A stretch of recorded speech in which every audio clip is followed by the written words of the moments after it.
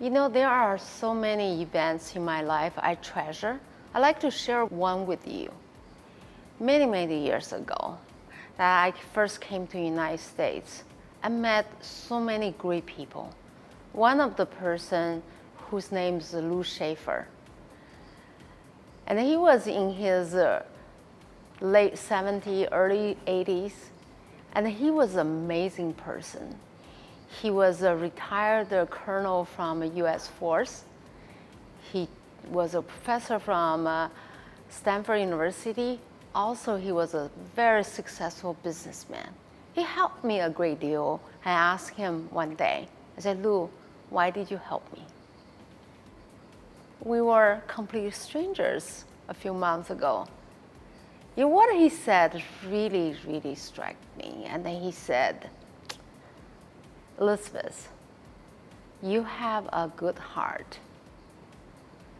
You work very hard. And then also you're very smart. You'll be very successful. But I will not live that long to see all your success. But your success is my legacy. You know, I think that was something I still remember. I remember his smile, remember the twinkles in his eyes, remember he was like holding my hand, patting on my shoulders, and said, you'll be successful, but your success is my legacy.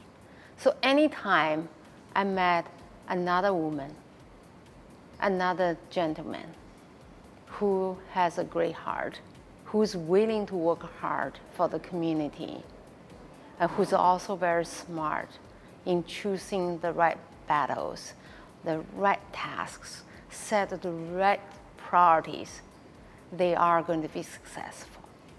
And their success is my legacy as well as Lou's legacy. So next time, when you got help by somebody, think about it. Pay back to the society. And eventually, the thing that you gave will come back tenfold as part of your legacy. You know, many young ladies or my lady friends came to me for some advices.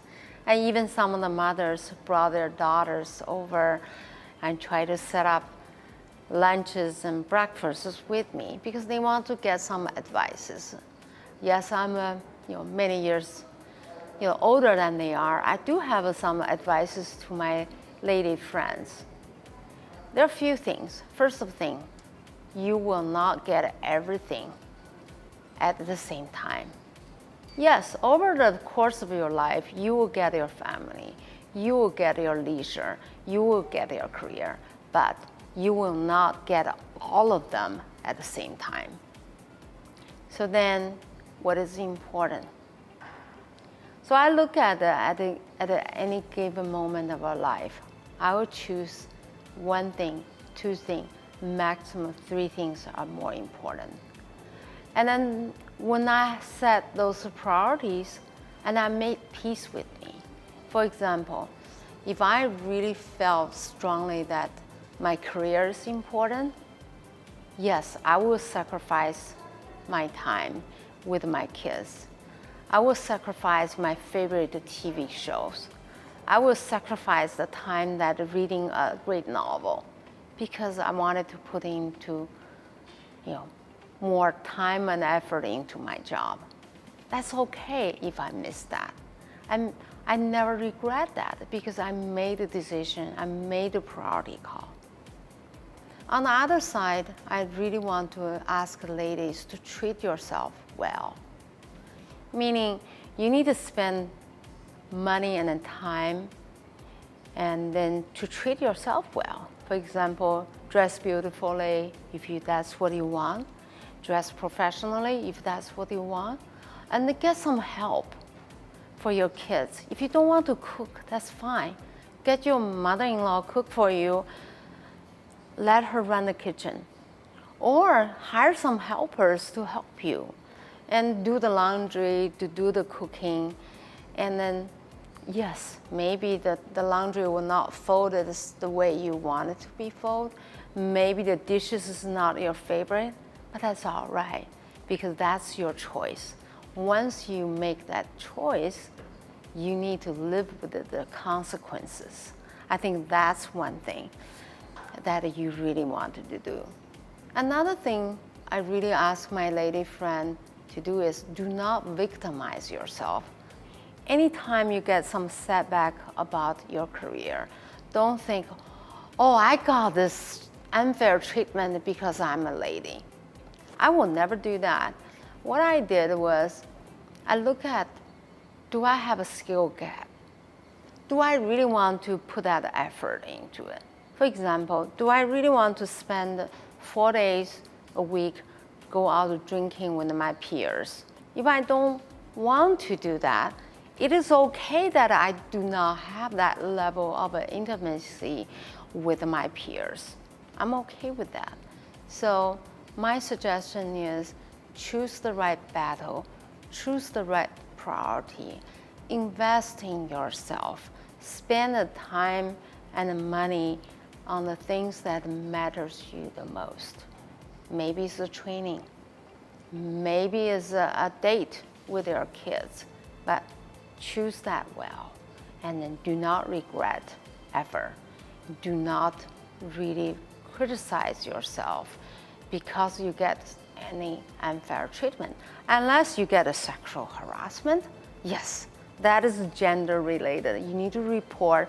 You really need to stand up for yourself. Other than that, look at the missing skill set. If you don't know how to deal with your male peers, get a mentor who's a male. Ask them what is the best way they want to be treated, and then you treat them in that way. So make a peace with yourself, and then really improve yourself and evolve in this ever-changing environment.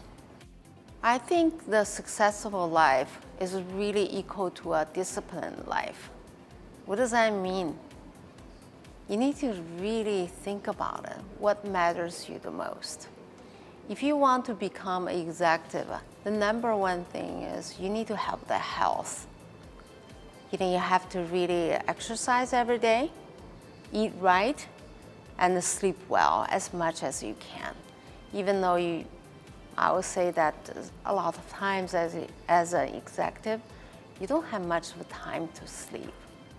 But on the other side, when I get on the trip, I hardly watch any TV, any movie. I went to the hotel, just say, sleep as early as I can. And when I get up, the first thing is to go exercise. That's how you maintain your physical health. Another thing is the mental health, is to get over with all those garbage, all those political fight, and anyone has issue with you. My rule of thumb is you walk into a room, 30% of people don't like you anyway. And the 30% of people like you anyway. 40% people, they will like you or they don't like you based on whatever you say or you do. So I will make peace with myself if 30% people don't like me. Because as long as I believe that I'm driving the right initiative, I'm doing the right thing for my business, I'm very confident I'm doing the right thing, that I will not so frustrated or feel challenged by those 30% of people. I think that's their problem, and that this is not my problem. By doing that, you really keep your mental health really well. And the second thing is really evolve. Our world is an ever-changing place. The technology evolves, the people evolves around yourself. You really need to not only just adapt to the change, also look forward, look at what is the strategic changes we need to bring into our own life and into our workplace. And really, not resist the change, but not also lead the change. And that's how you evolve. One thing I always ask my people to do is to look 2 levels up. Look at the issues that my boss's boss is facing, to support my boss to meet his boss or her boss's priority. That's how I feel that we can all evolve. By doing that, you force yourself to look at the issue in a much bigger scale, much deeper, and then you look at it just not only your own personal success, but your boss's success, your boss's peers' success. Together, you will make your company successful. The third thing is about expertise. How can you become an expert and continue to be an expert? You know, over the life of your career, you will find out you will be a less expert into the very detailed, very fine grain of knowledge. But your knowledge will evolve and you'll become an expert in certain field, but not at a code level. I think it's okay. You have to make peace with yourself. Say, you know what, I may not, master the knowledge at that level of granularity, but I have the capability to master the expertise in the industry trend level as a particular technical or solution level. And then that's how you build your expertise. That's how you evolve. That's how you live a very disciplined life, that you discipline yourself, not always go down to the very finite detail, not micromanage your people, but give them the freedom to be the expert at that lower level. And you become the expert. You build your expertise at the higher level, at the solution level, and then you can solve a much bigger issue for your company, for your industry, and for your life. Mentor and networking is always a great topic because a lot of people felt they get lost. They don't know which path to go. They're looking for advices from mentor. And people asked me, where do I find mentors? Actually, you can find mentors anywhere. There are several types of mentors.